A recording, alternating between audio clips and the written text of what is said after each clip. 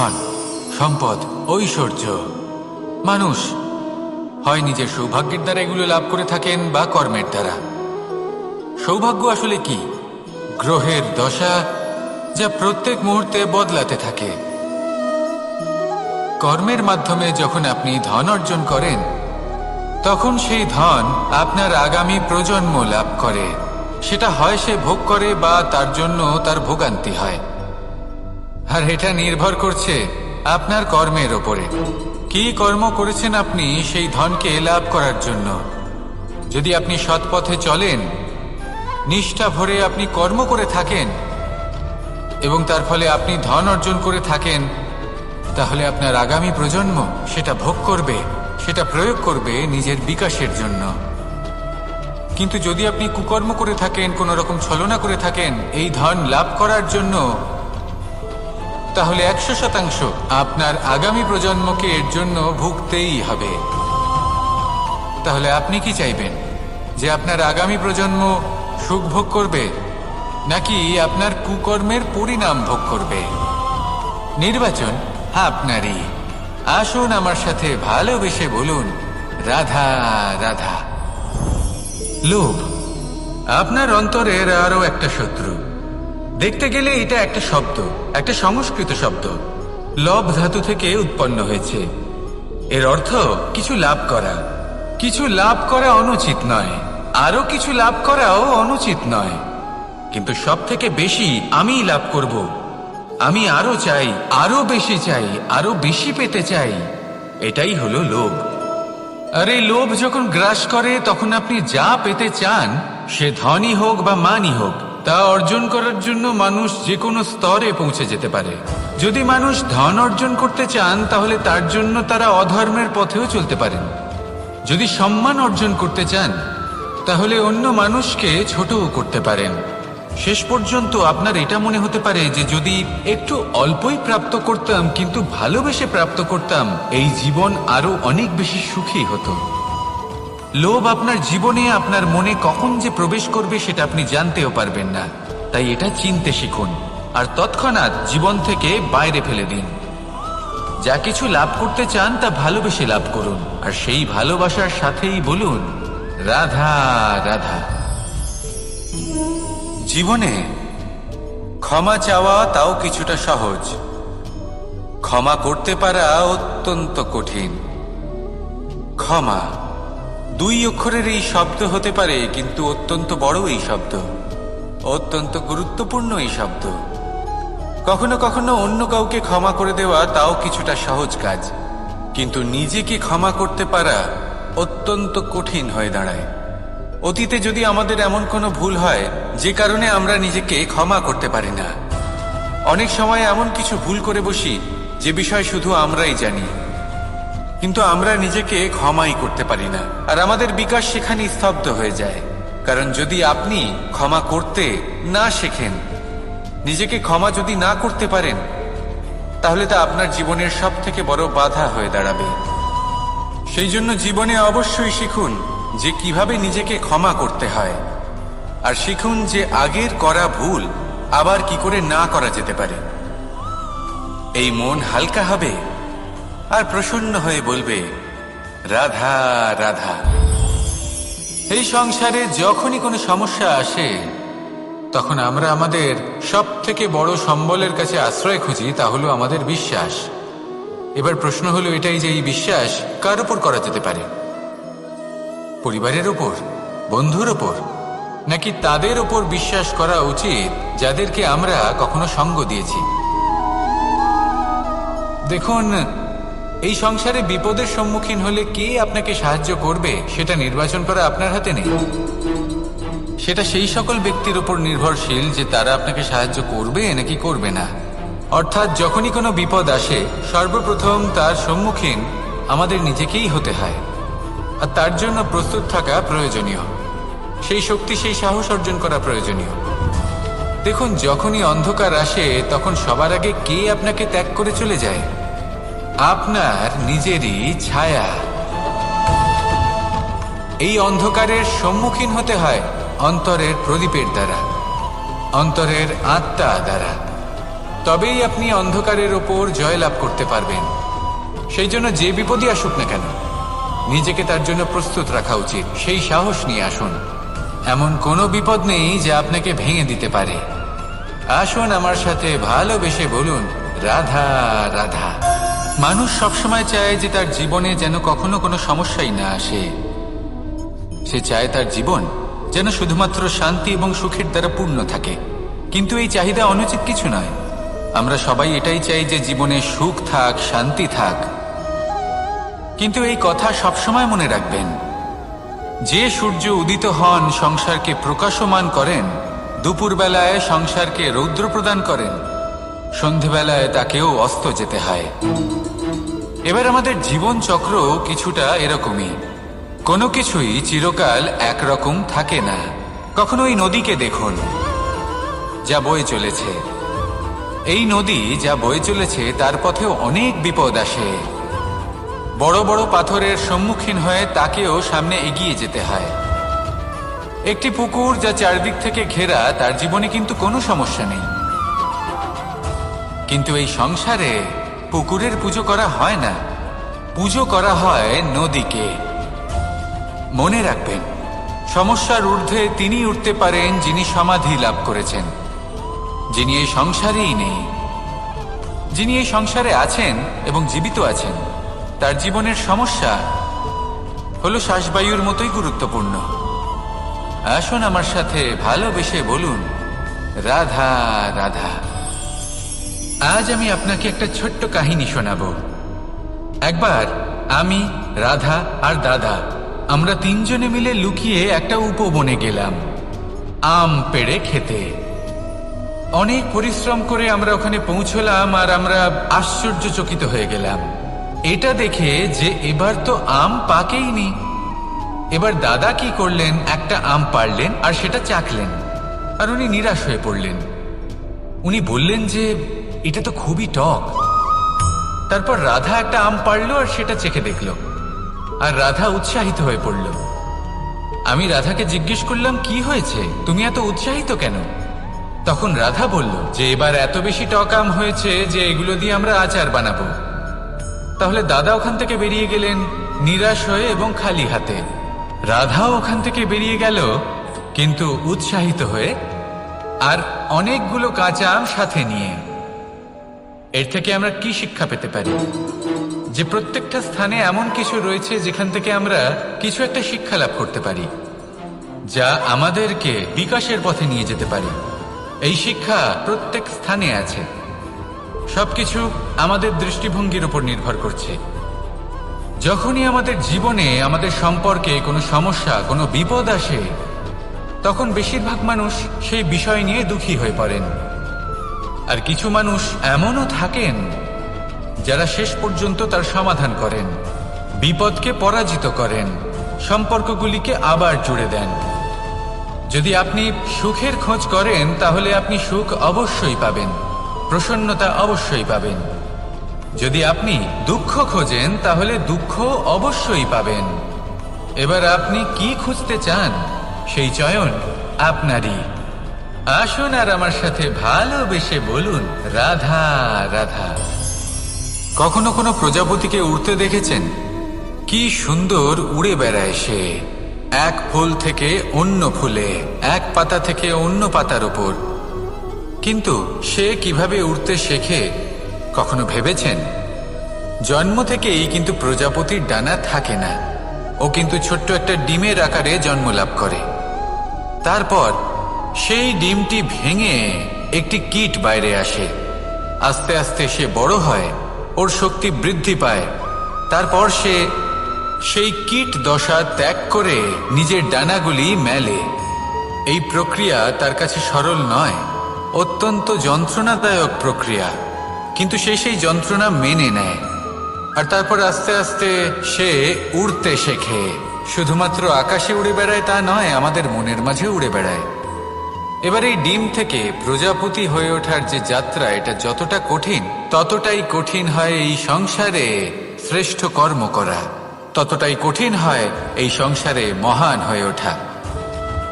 সেই জন্য প্রয়োজনীয় প্রচেষ্টা, এবং সময়।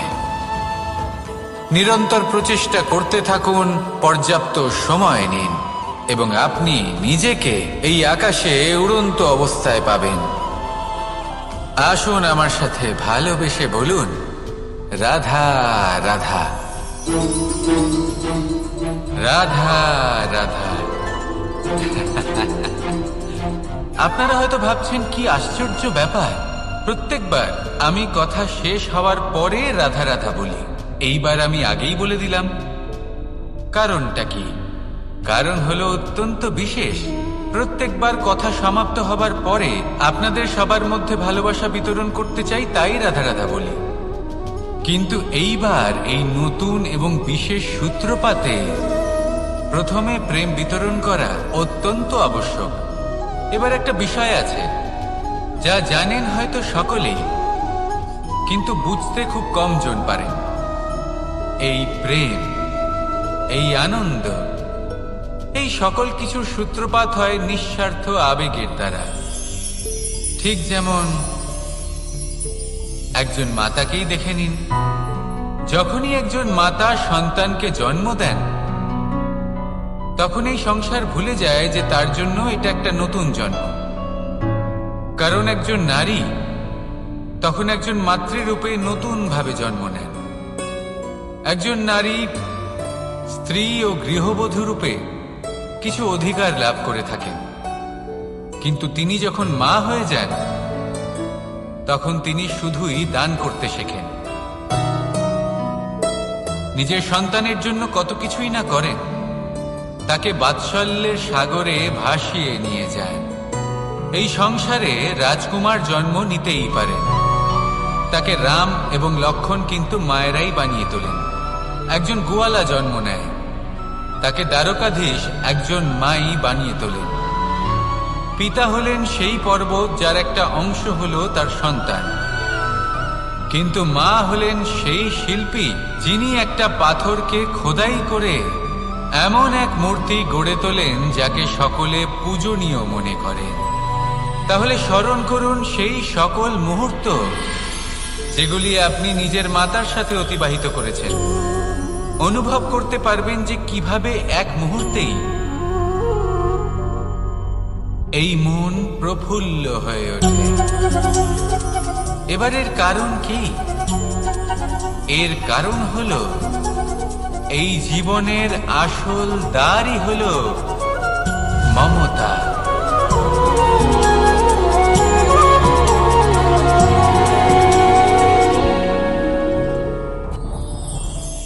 যত শক্তিশালী এই মন, তত শক্তিশালী এই শরীরও। এই যে আমাদের শরীর, এটা আসলে কি? এ হলো একটা রথের মতো। আর একটা রথ ততক্ষণ চলতে পারবে না যতক্ষণ না তাকে কোনো সারথি চালাবে। এই মন হলো শরীরের সারথি। এবার ভাবুন, যদি এই সারথি শক্তিহীন হয়, দুর্বল হয়, তাহলে এই রথের কি হবে? এটা উচিত পথে চলতে পারবে না, উচিত গতিতে চলতে পারবে না, মন মতো স্থানে এটা পৌঁছতেও পারবে না। সেই জন্য মনের শক্তি অত্যন্ত প্রয়োজনীয়। এবার মনের শক্তি আমরা কোথা থেকে লাভ করি? দৃঢ়তার শক্তি থেকে। এবার এই শক্তি আমরা কিভাবে বাড়াতে পারি? আমরা প্রতিদিন কিছু নতুন স্থির করি, কিছু ছোট কিছু বড়। আর যেই আমরা নতুন কিছু পূর্ণ করি, আমাদের মনের শক্তি বেড়ে যায়। আর যদি পূর্ণ না করতে পারি, মনের শক্তি কমে যায়। একটা দেওয়ালের মতো ছোট ছোট ছোট ছোট শিলা আমরা একটার পর একটা স্থাপন করে একটা দেওয়াল তৈরি করি। এতগুলো পাথর যখন একত্রিত হয়ে যায়, তখন এমন এক দেওয়াল তৈরি হয় যাকে ভাঙা প্রায় অসম্ভব হয়ে দাঁড়ায়। সেরকমই হয় মন এবং দৃঢ়তা। ছোট ছোট কাজ করে নিজের লক্ষ্য পূর্ণ করুন। এই লক্ষ্য যদি পূর্ণ হয়, তবে মনের শক্তি বাড়বে। কিছুটা এইভাবে যে যত বড়ই বিপদ আসুক না কেন, সেই বিপদ নিজে হার মেনে নেবে, কিন্তু আপনার মন ততটাই শক্তিশালী থাকবে। তাই মনের শক্তি বাড়াতে থাকুন, যাতে আপনি উচিত পথে চলতে পারেন, উচিত গতিতে চলেন আর মনোবাঞ্ছিত স্থানে পৌঁছতে পারেন। তবেই এই মন প্রসন্ন হয়ে বলবে, রাধা রাধা। আমি রাধাকে ভালোবাসি। আর এই কথাটা সমগ্র সংসার জানে। আর সময় অন্তরে লীলার দ্বারা, বিভিন্ন ঘটনা দ্বারা, কর্মের দ্বারা আমি নিজের এই ভালোবাসা রাধার সামনে প্রকাশ করি। এবার আপনি বলবেন, এসবের কি প্রয়োজন? রাধা কি এই কথা জানে না যে কৃষ্ণ তাকে কতটা ভালোবাসে? অবশ্যই জানে, কিন্তু এই যে ভালোবাসা, তা মনে রেখে দেওয়ার জন্য নয়, তা প্রকাশ করার জন্য। আর বারংবার এই ভালোবাসাকে প্রকাশ করা উচিত, উচিত সময় এবং উচিত সুযোগ দেখে। কিরকম? এবার যদি আপনি প্রেমীর সাথে কোনো উৎসবে থাকেন, তাহলে তার সাথে নৃত্য সঙ্গীত করুন। যদি ভিড়ের মাঝে থাকেন, তখন প্রেমীকে সম্মান করুন, একান্তে প্রসাধন করুন। দুঃখের সময় তার হাত ধরে থাকুন, সুখের সময় আলিঙ্গন করে রাখুন। এই প্রেম যত প্রকাশ করবেন, ততই এই প্রেমের বৃদ্ধি হবে। এই প্রেম আরো বেশি গভীর হবে, অটুট হবে। তাই এই প্রেমকে মনে নয়, আপনার জীবনে স্থান দিন। মন খুলে প্রকাশ করুন আর আমার সাথে ভালোবেসে বলুন, রাধা রাধা। মুঠো হাতের শক্তি বেশি, মুঠো খুললেই তা দুর্বল। তা এমন কি থাকা উচিত এই বন্ধ মুঠোয়, যা লাখের সমান? মানসিকতা এবং স্বপ্ন। মানুষ জন্মগ্রহণ করে, তার মানসিকতা সময়ের সাথে উন্নত হয়। মানসিকতা অনুযায়ী সে স্বপ্ন দেখে, আর সেই স্বপ্ন সার্থক করতে সে পরিশ্রম করতে থাকে। কিন্তু খুব গুরুত্বপূর্ণ একটা কথা আছে যা আপনার মনে রাখা উচিত। আপনার এই মানসিকতা, আপনার এই স্বপ্ন, তা যেন আপনার নিয়ন্ত্রণে থাকে। আপনার বন্ধ মুঠোয় যেন এর লাগাম থাকে, আপনি যেন এর প্রভু হন। যদি তা হয়, তবেই আপনি লাভবান হবেন। যদি এরা আপনাকে নিয়ন্ত্রণ করতে থাকে, যদি আপনার মুঠো খুলে যায়, না পথ আপনার নিয়ন্ত্রণে থাকবে, না মানসিকতা থাকবে, না স্বপ্ন নিয়ন্ত্রণে থাকবে। আর যদি তাই হয়, তাহলে আপনি আপনার ভবিষ্যৎ নষ্ট করে ফেলবেন। তাই নিয়ন্ত্রণ করতে শিখুন নিজের বিচার বুদ্ধি, নিজের মানসিকতা, নিজের স্বপ্নকে। নিজের এই স্বপ্ন পূরণ করুন আর আমার সাথে ভালোবেসে বলুন, রাধা রাধা। আমার কাছে যশোদা মা যেমন, আমার কাছে দেবকী মা যেমন, আমার কাছে ঠিক তেমনই হলেন গোমাতা। এবার ভেবে দেখার বিষয় হলো এটা, যে এই সংসারে অসংখ্য প্রাণী আছে। একজন গাইকে একজন মায়ের মর্যাদা কেন দেওয়া হয়? তাহলে এর অনেকগুলো কারণ আছে। এই গাই অর্থাৎ গোমাতা, এনারা হলেন অত্যন্ত শান্ত, শান্তি প্রিয়, কখনো কারোর কোনো ক্ষতি করতেই পারেন না। গোমাতা যে দুধ নিজের বাছুরকে পান করান, সেই দুধই আমাদেরও দেন। সেই দুধ পান করে আমরা শক্তি লাভ করি। এই দুধ থেকে আমরা মাখন, ঘি, পায়েস, এইসব সুস্বাদু খাবার লাভ করি। গোমাতার গোবর আমাদের জ্বালানি হিসেবে সাহায্য করে, যার ফলে খুব কম সংখ্যক কাঠ ব্যবহার করা যায় এবং বেশিরভাগ জঙ্গল সুরক্ষিত থাকে। গোমাতার গোমূত্র, সেটাও আমাদের কাছে লাভজনক। এর দ্বারা আমরা অনেক রোগ থেকে মুক্তি লাভ করতে পারি। গোমাতা যখন একটি বাছুরকে জন্ম দেন, তখন সেই বড় হয়ে আমাদের ক্ষেত কর্ষণ করে। সেই জন্য গাইকেও জীবনে মায়ের মর্যাদা দেবেন। যতটা সম্ভব তাকে সেবা করুন এবং ভালোবেসে তাকে পালন করুন। এই মন নিজে থেকেই প্রসন্ন হয়ে বলবে, রাধা রাধা। চলতে থাকা, থেমে যাওয়া, বিশ্রাম নেওয়া, তারপর দম নিয়ে পুনরায় দাঁড়িয়ে পড়া, আর তারপর আবার সেই পথ চলা। এটা জীবনের অভিন্ন এক অঙ্গ, এটার থেকে আপনি পালাতে পারবেন না। কিন্তু এই অঙ্গকে আপনি নিজের জীবনে কিভাবে প্রয়োগ করবেন, কিভাবে তাকে কাজে লাগাবেন, সেই সিদ্ধান্ত আপনাকে নিতে হবে। যারা হেরে যান তারাও জীবনে থমকে যান, আবার যারা জেতেন তারাও দাঁড়িয়ে পড়েন। যারা হেরে যান তারা হাঁপিয়ে দাঁড়িয়ে পড়েন, যারা জিতে যান তারা দাঁড়িয়ে পড়েন সেই সর্বোচ্চ স্তরে পৌঁছে গিয়ে। এবার দাঁড়াতে তো আপনাকে হবেই, তা হতেই হবে। কিন্তু কখন, কিভাবে দাঁড়াবেন, ক্লান্ত হয়ে নাকি সর্বোচ্চ স্তরে পৌঁছে গিয়ে, সেই সিদ্ধান্ত আপনার। অবশ্যই দাঁড়িয়ে পড়ুন, কিন্তু ক্লান্ত হয়ে নয়, কারণ আপনাকে পুনরায় দাঁড়িয়ে পড়তে হবে, পুনরায় যাত্রাপথে এগোতে হবে এবং সর্বোচ্চ স্তরে পৌঁছতেই হবে। রাধা রাধা।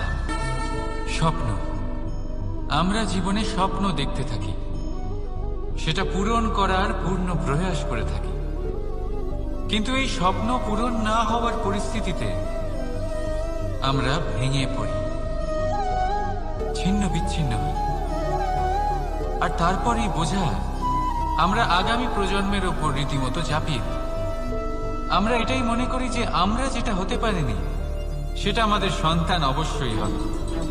আমরা যা কখনো পাইনি আমাদের সন্তান অবশ্যই তা পাবে। এটা যে অনুচিত সেটা আমরা ভাবি না, কিন্তু এটা ভুল। আর এই ভুল আমরা সকলেই করে থাকি। সন্তান প্রকৃতি আর পরমাত্মার আশীর্বাদ। ওদের ভেতরে তাদের নিজের একটা অস্তিত্ব লুকিয়ে থাকে, সেটা মন দিয়ে দেখুন তো। আপনি শুধু ওই সন্তানকে জন্ম দিয়েছেন, কিন্তু ওর জীবন আপনার নয়। তাই নিজের সন্তানের সাথে থাকুন, সময় কাটান, ওদেরকে ভালোবাসুন, সবসময় প্রেরণা দিন, কিন্তু প্রেরণা দিন ওর নিজের অস্তিত্বকে বাড়ানোর জন্য, ওর নিজের স্বপ্ন পূরণ করার জন্য, আপনার স্বপ্ন পূরণ করার জন্য নয়। ওদের অস্তিত্বকে পূর্ণাঙ্গে বৃদ্ধি পেতে দিন। রাধা রাধা।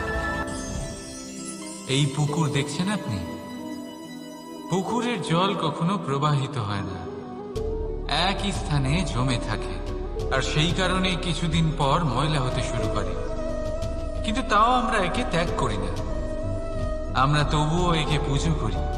শুধুমাত্র এই কারণে নয় যে অতীতে সে আমাদের তৃষ্ণা মিটিয়েছে, কিন্তু এই কারণেও যে যদিও বা সে ভবিষ্যতে আমাদের তৃষ্ণা না মেটায়, কিন্তু প্রয়োজন হলে আগুন অবশ্যই নেভাতে পারে।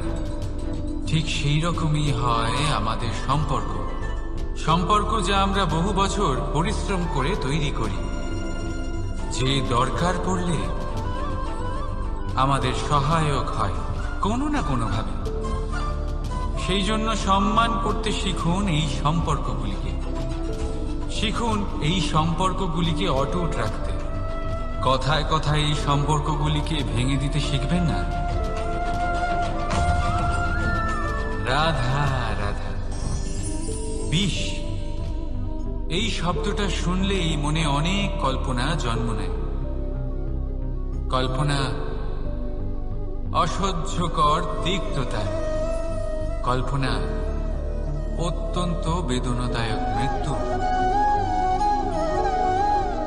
এবার যদি আপনাকে জিজ্ঞেস করা হয় যে সবচেয়ে বিষাক্ত বিষ কোনটা, তাহলে আপনি কি বলবেন?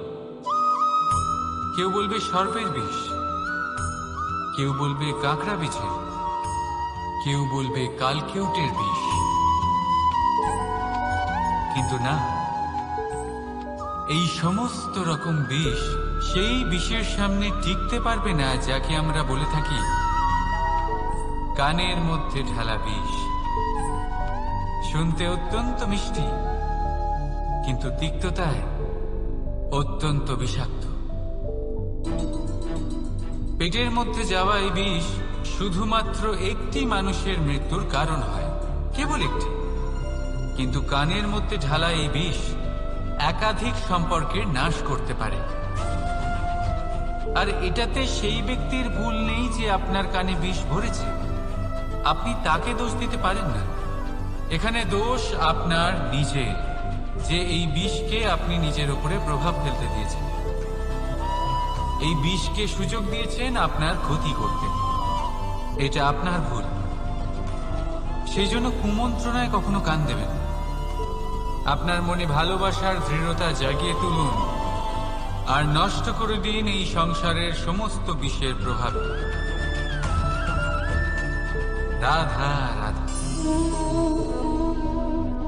জীবন,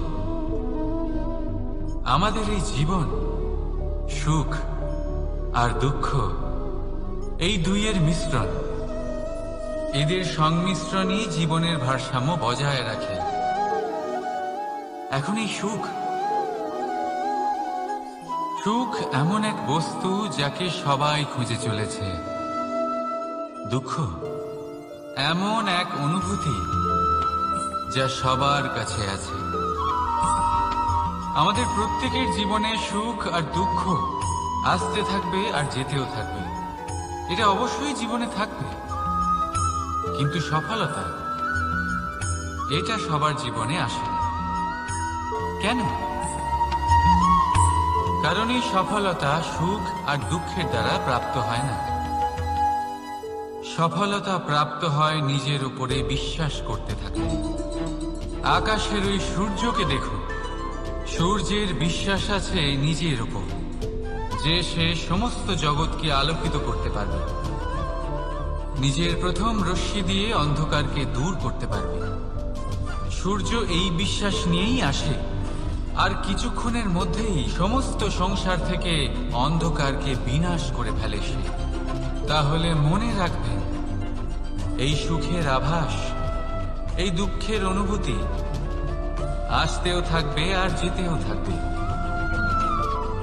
শুধু নিজের উপরে বিশ্বাস রাখুন, তারপর দেখবেন এই সফলতা আপনার দাস হয়ে থাকবে। রাধা রাধা। চাঁদ কত শ্রেয়, শুভ্র, কত সুন্দর।